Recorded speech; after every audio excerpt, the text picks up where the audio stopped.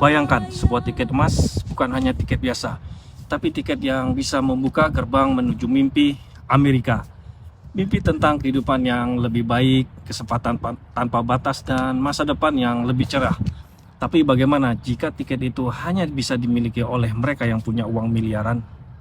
Kebijakan seperti ini sebenarnya sudah diterapkan di beberapa negara bagian ya, seperti di Portugal dan Uni Emirat Arab yang menawarkan jalur khusus kewarganegaraan bagi investor kaya. Namun apakah langkah ini benar-benar membawa dampak positif bagi masyarakat atau hanya memperdalam jurang kesenjangan sosial? Baru-baru ini dunia dihebohkan dengan pengumuman dari Presiden Donald Trump, yaitu tentang kebijakan baru bernama Gold Card ya. Apakah ini benar-benar peluang emas atau hanya mimpi yang semakin jauh bagi banyak orang? Sahabat Ruang Cerita, kita semua tahu bahwa mendapatkan green card di Amerika adalah impian bagi banyak orang ya. Tapi sekarang ada jalur baru yang dinamakan Gold Card.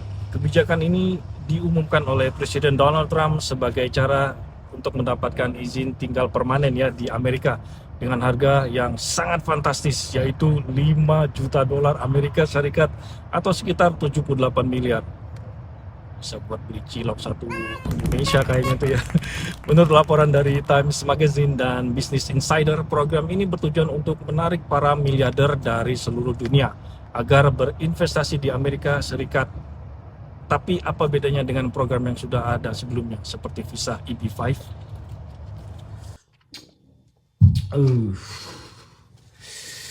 Sebelumnya ada program yang disebut EB-5 ya, Immigrant Investor Visa, di mana seseorang bisa mendapatkan green card jika mereka berinvestasi sebesar 800.000 sampai 1,5 juta dolar Amerika dan menciptakan setidaknya 10 lapangan kerja baru. Namun program ini sering dikritik karena prosesnya yang lama, rawan penipuan, dan hanya menguntungkan segelintir orang kaya. Menurut laporan dari US Citizenship dan Immigration Services atau USCIS, pada tahun 2023 itu lebih dari 14.000 aplikasi EB-5 yang tertunda ya karena birokrasi yang rumit.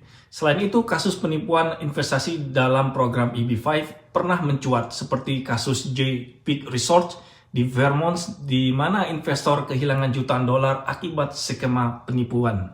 Nah, disinilah Gold Card hadir. Bedanya, prosesnya lebih cepat dan perlu menciptakan lapangan kerja. Asalkan Anda punya uang 5 juta dolar ya. Ada yang punya nggak? Uang sebesar itu langsung membawa Anda satu langkah menuju impian Amerika. Tapi apakah ini adil? Apakah Amerika hanya diperuntukkan bagi orang yang kaya? Kalau kita melihat dari sisi ekonomi, kebijakan ini memang bisa membantu Amerika untuk menambah pemasukan negara. Bayangkan, jika 1.000 orang saja membeli tiket ini, Amerika bisa mendapatkan 5 miliar dalam waktu singkat. Tapi di sisi lain, kebijakan ini juga menimbulkan banyak kritikan. Organisasi HAM seperti Human Rights Watch menilai bahwa kebijakan ini hanya memperkuat keadilan sosial, di mana imigrasi hanya bisa diakses oleh mereka yang kaya. Namun pemerintah berpendapat bahwa kebijakan ini dapat mempercepat pemulihan ekonomi pasca pandemi dengan menarik investasi besar yang bisa membantu menciptakan lapangan pekerjaan yang baru dan meningkatkan pertumbuhan ekonomi.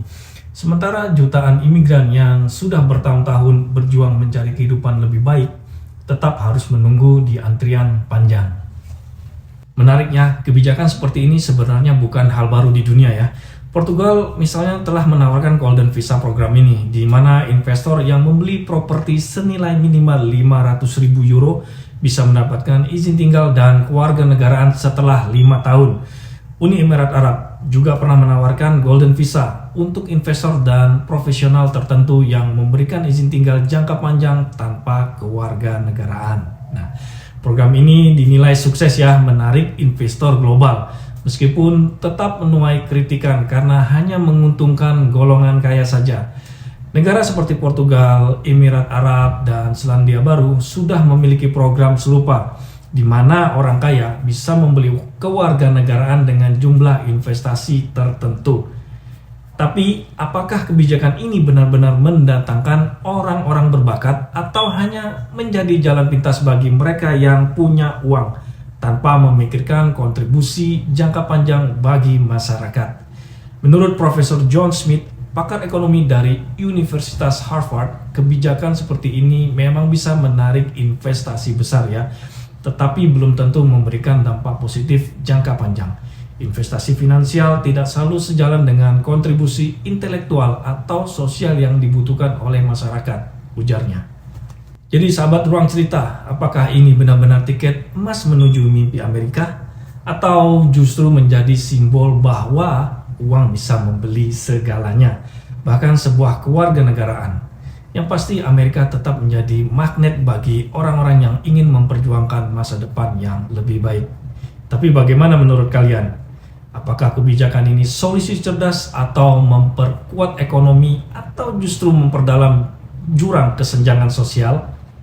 Tulis pendapat kalian di kolom komentar dan jangan lupa like, share, dan subscribe untuk cerita-cerita menarik lainnya hanya di Ruang Cerita Robi. Karena setiap cerita punya makna dan setiap ruang punya cerita. Sampai jumpa di episode selanjutnya. Ciao.